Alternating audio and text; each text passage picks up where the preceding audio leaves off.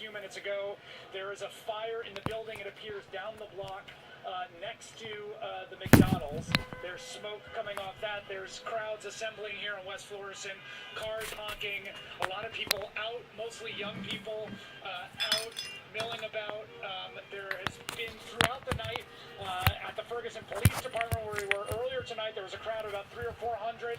There have been some gunshots there, then the deployment of some tear gas, it appears. Police, I believe, claimed it was smoke, although people who were there said it stung like tear gas. There is a general sort of mood of outrage and frustration and anger, and a lot of people just out and angry tonight after that announcement, that really stunning announcement for Bob McCullough, the St. Louis County prosecutor, who, after a buildup of months and then weeks, over the last few weeks, the field been anticipating some kind of announcement from the grand jury. Finally, word was given today that he would be announcing the grand jury's finding. He took 20 minutes to lay out his side of events. He cast blame at social media. In fact, started by casting blame at social media, and then at the news media, the 24-hour news cycle. He cast aspersions on the reliability of eyewitnesses, saying, pointing out that many of them contradicted each other. He then walked through the events of the day as the testimony presented to the grand jury. Right now, we have some legal experts and folks going through a huge document dump that's come from the county prosecutor's office.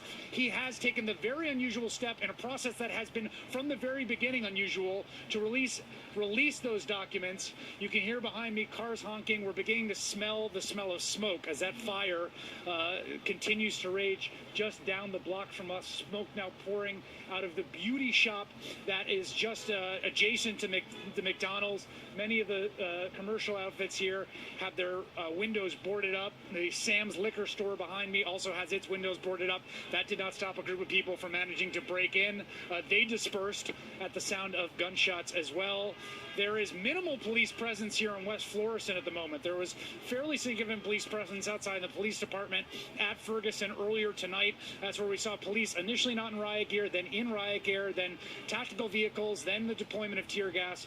We are all now smelling the smoke of that fire that is down the block. I imagine we're going to be seeing fire trucks show up momentarily as that fire continues to burn.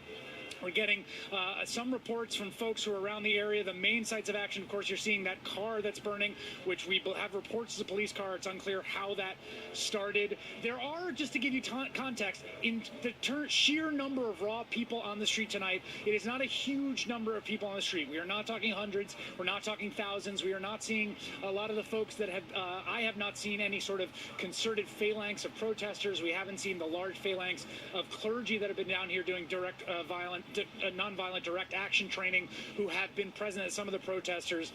It seems more haphazard in terms of who is assembling. It's people from the area coming out of their homes. There are cars pulled up on the sidewalk, some blasting music, some holding signs, some yelling hands up, don't shoot, some young men with their hoods pulled up and coverings over their faces. And joining me now, I have Tremaine Lee. Tremaine has been out protesting tonight. We're hearing sounds in the background that sound possibly of gunfire or firecrackers. There's folks running now in response to that. That has been something I've seen now 4 or 5 times tonight, a crowd assembling and then hearing gunshots. And I have to say that the presence of gunfire that we've heard so far has been unsettling. There it is. Now, just a few moments ago, I stood on this corner right here with a minister, and he just shook his head as you heard the sounds of boards being pounded and glass shattering across the street in the meat market, and he just shook his head. And seen every step along the way, officials could have done something to kind of ebb this flow of energy that we have here. And you see hundreds, not 500, 600, we have about 300 people out here, young, angry. This crowd is decidedly young. These are teenagers out here. Yes, it's largely teenagers, and it's an angry crowd for sure. But as you see down here at the beauty shop, they broke down the boards to the Metro PCS. There's black smoke that's billowing from the front doors. Looks like it's on fire, clearly. There was a sense all day in this sort of tension growing in the air, like the air before a thunderstorm. You could feel everything kind of gathering. There's been lots of questions about why the announcement was done in the way it was, why it was delayed, why it was doing a night. The build up to to it. There was a sense at the moment of the announcement, we had folks in our live shot outside the Justice Center. There were people, a crowd that had formed spontaneously, basically to find out what was happening, listening about McCullough, listening around car radios, and the sense of anger in the wake of it was palpable. It was very palpable.